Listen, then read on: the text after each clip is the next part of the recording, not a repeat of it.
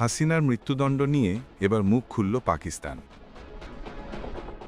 জুলাই গণ অভ্যুত্থানে ক্ষমতাচ্যুত সাবেক প্রধানমন্ত্রী শেখ হাসিনার মৃত্যুদণ্ডাদেশ ইস্যুতে প্রতিক্রিয়া জানিয়েছে পাকিস্তান।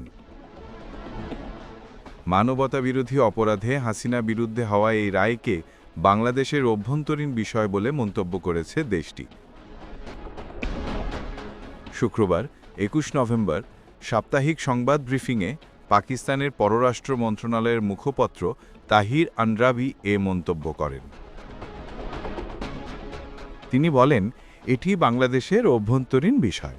নিজেদের সমস্যা সমাধানে বাংলাদেশের জনগণই সবথেকে উপযুক্ত। তাহির আনরাবি আরও বলেন, শেখ হাসিনার মৃত্যুদণ্ড বাংলাদেশের অভ্যন্তরীণ বিষয়। বাংলাদেশের জনগণ দামতান্ত্রিক এবং সাংবিধানিক প্রক্রিয়ার মধ্যে দিয়ে নিজেরাই এ সংকট মোকাবিলা করতে সক্ষম।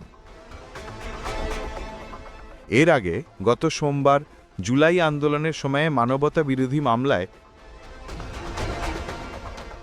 ক্ষমতাচ্যুত শেখ হাসিনাকে মৃত্যুদণ্ড দেন আন্তর্জাতিক অপরাধ ট্রাইব্যুনাল।